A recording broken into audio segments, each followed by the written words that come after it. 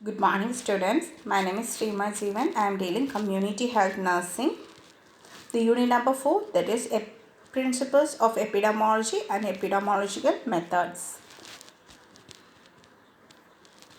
So up to the 8th section we have finished in the last class. So we will be continuing with the class of I and J. That is I, the content is control of infectious diseases, and J1 is disinfection. So we'll see one by one. So it's the I section, that is control of infectious disease. So before knowing that one, you should know what is infection. So infection is a condition that results when an microorganism causes the injury to the host. Okay. So once the entry of the microorganism which can able to leading a infection towards the person or injury to the host one. So we can able to that one we are calling as an infection. So colonization is the second term, that is the condition that results when the microorganisms are present but host is without the sign of symptom of infection. So colonization is a condition that results when the microorganisms, so microbes or a pathogens or a bacteria, so if any of the microorganism is present in the host body. Okay, so already the person is affected by the condition but they are not showing any of the signs and symptoms. The third one is progression of the infection through the distant stages. So the infection, so once we are getting the infection in a particular area, so if you are not treating means it will be spreading to nearby structures. So it will take different stages. Okay, so because the entry of microorganism, it will be embedded towards the particular location. Okay, then it will be having growth and development will be there in that location. Then it will be giving injuries towards the particular area or a tissue cells and all, then it will spread towards the nearby areas. The infection will be taking place different stages. So it will be coming from the acute section towards the chronic section if it is untreated.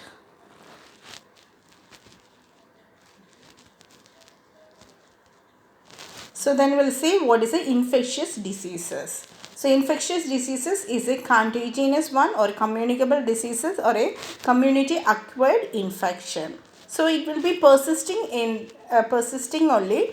So in the community, because the communicable diseases will be persisting in the community, which will be transferred from one person towards the next persons. Okay.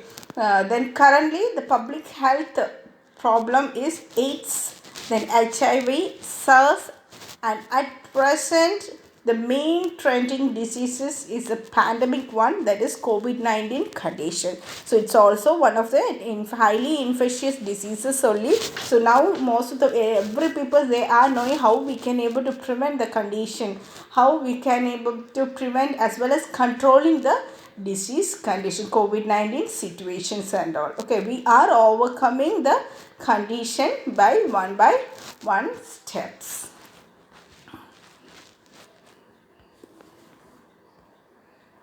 So next one is infection control. So we'll learn what is infection. The microorganism entry towards the body, it will be making harmful effect or injury towards the host body, means we are calling that one is infection. The second one is what is infectious diseases. So it's the diseases which can be caused by the invasion of microorganism and all. So for example, communicable diseases and all. So currently we will be having certain common public health problems and all, HIV conditions or AIDS conditions and the SARS problem. Okay, so especially the SARS problem will be belonging as a COVID-19 condition. It's a current pandemic conditions and all. So we are overcoming with the help of the prevention and controlling of certain measures we are using in the term of COVID-19 cases also. Okay, so we'll see. So what are the infection control methods are there? Okay, so in the image we have seen that so standard, first one is about the standard precautions. Okay, so now we are using the COVID-19 condition. What are the standard precautions we can use? We are using the mask, using the hand sanitizers, then washing our hands wherever the exposed area we are going outside that part and we are going for cleaning thoroughly. And whenever you are going outside that area, clothes and we are washing at the same time. you do the personal hygiene once you are going outside and coming to the home. Okay, then second one is immunization. We are giving the prevention. Okay, so there are certain levels of prevention which we have seen the last classes and all. So there is a primary level of prevention. There is a healthy persons, they can able to take the immunization or a vaccination. So immunizing agent is vaccine only. We can take the vaccine. So at present we are taking the vaccination against the COVID-19 condition. That is two vaccines mainly we has used, that is Covaxin as well as Covishield. And okay, so now Sputnik also is keen, so we'll be going for starting. Okay, third one is waste management, then fourth one is cleaning and disinfection, then safe use of sharp items and all, then personal protection equipments. So we are using, what is personal protection equipments means, nowadays we are using PPE, PP kit. Okay, PPE kit means personal protection equipment camps, that is mask, gloves. Then we are using in the term of a personal protection equipment. Then hand and respiratory hygiene. Okay, so we should go for doing the hand hygiene so recurrently, because whenever we are going outside or we are taking the food items or any of the medical purpose and all we are using, means we should wash before and after the particular usage and all. Okay, so we can able to go for prevent the cross infection as well as controlling the infections. Okay, then training records. Okay, so whatever the training which we are giving or taking, means we should go for giving the documentation should be there.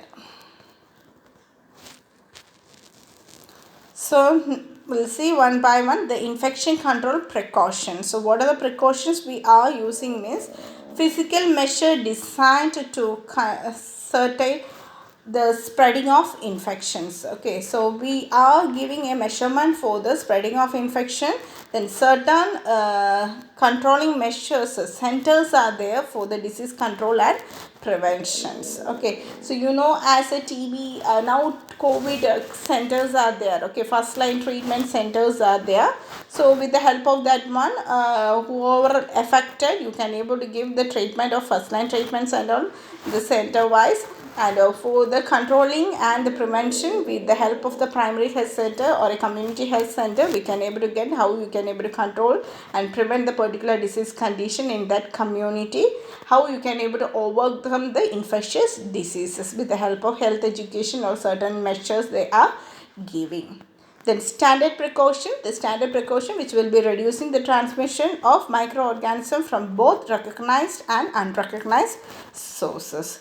As you know, now at present we are using certain precautions, that is mouth, for covering the mouth and nose we are using the mask. Okay, then so we can able somewhat we can able to control the transmission of microorganisms, that is virus COVID-19 condition. So we are using closing the mouth as well as the nose to prevent the entry of virus through the nose as well as the mouth. Okay, then followed when the potential exists for contact with blood and all the fluid, body fluid except the sweats, non-intact skin or a mucous membrane. So once you are exposing towards a infected areas, once you are in contact with the blood or any other fluids in the laboratory investigations or in a abrated skins or a wounded skins or a mucous membrane which is already infected. So in that cases, and we should wear a standard precaution to wear the gloves. Okay, wear the mask, wear the gown. Okay, then how the transmission and all is there, especially to the mode of transmission I has told you. So airborne will be there, droplet will be there, contact will be there. Okay, so we should go for giving the prevention towards the airborne diseases, droplet infections as well as the direct contact infections and all. Then what are the standard precaution aimed to eliminate the exposure? So making is a good maintaining the hygienic practices, wash your hands. Okay, then use the personal protection equipments like mask, gown, gloves and all. Then appropriately you should disposal the waste content in a suitable way. Okay, so whatever the disposal after using the PP kit, okay, so after the mask using, maybe as a disposable mask, if you are using this, dispose in a correct manner. Okay, then clean your area as well as sanitize your particular surroundings and all whichever you are going. So use the cleanliness in the personal hygiene as well as the environmental hygiene and the house cleaning, and everything should be in a hygienic practices. Okay, the infectious diseases may be as a bloodborne diseases or airborne diseases or a droplet infection, or it can transfer via direct contact also. Okay, so whatever it may be that infectious, you should give a attention towards a standard precaution. How I have to go for using the standard precaution, how I can save my life from the infectious diseases and all. Okay, so make it as a suitable precautions in appropriate situations and all, and make safe to your body as well as others body. So especially we need good hygienic practices, that is which will be including the hand washing. So hand washing is one of the important measure for preventing the transmission of infections, because before before handling anything or during the time of doing any of the procedures or after the procedures also, you should wash the hand thoroughly. Okay, so using the soap and water, we can able to wash, or antiseptic soap, and we can able to wash our hand thoroughly to kill the microorganisms. Okay, so we'll do before the washing, handling and preparing of eating. Okay, so before hand washing, so before handling any of the procedures or preparing any food items, or eating, okay, having the food and all, we should wash the hand before itself. Then second point is before and after, assisting the student with eating and meals. Okay, so once after before the meals and after the food also, we should wash your hand properly. Then second one's toileting. Okay, so once you are going for the toileting, you should wash your hand after the defecation, clean the area with, and we should clean the hand thoroughly. Okay, nail buds also you should clean thoroughly. Okay, the next one, before providing a first aid or a medication. So as we the nurses, before doing all the procedure, you should do the hand washing technique. Then next one, contact with an ill or a injured person. So anyway, as a nurse, before the procedure itself, you should wash your hand, and each patient, okay, you should change your gloves also. Okay, then after the seeing, okay, so if you are gone for a ill person to give the care, and also wash your hand thoroughly and sanitize, and if you are normally we will be using for each patient for a gloves. Okay, so once keep on giving the care to next person, change the gloves. Then after, contact with the blood or a body fluid. Okay, so if you are sneezing or coughing, or if anyway the body fluid will be there in your hand, so wash your hand thoroughly, then you can able to touch to anywhere. Okay, then removal of protective gloves. Okay, so after removing the gloves also, wash your hands, because of a powder will be there in your hand. Then using the toileting, after using the toileting also, we should wash your hand. Then if you are contacting with any of the animals, pet animal is there, so you are touching, so after touching of the pet animals or any of the animals, domestic animals and all, so what you have to do is wash your hand thoroughly, because you will be going to inside the houses, maybe some foods will be there on the table, so unknowingly we will be having the food. Okay, that's why once you are touching, is immediately you should wash your hand, which can able to, because if you are not washing, sometimes the animal is having any disease condition is there, so after having the food, a particular germs or a microorganism will be there in your hand, we can able to enter towards the mouth, to the body part. Okay, so that's why before food time and after you are touching any of the animals and all, toileting also, we should wash your hand. Then general hygienic practices. So we should give as a good hygienic practices, including hand washing and all.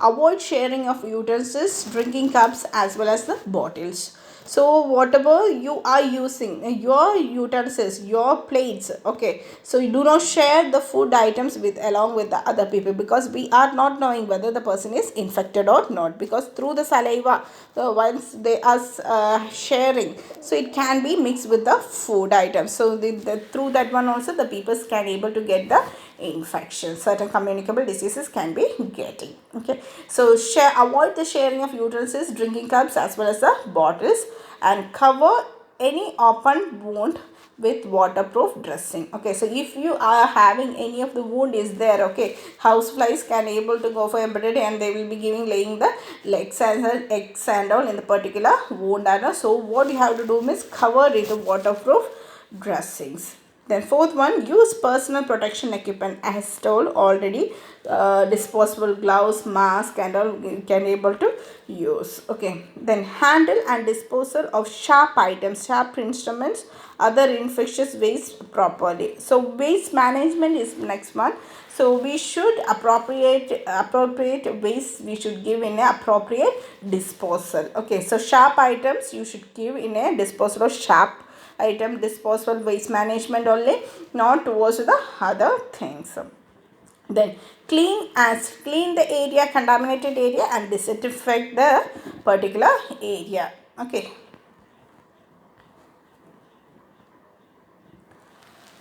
So next one is infection control measures.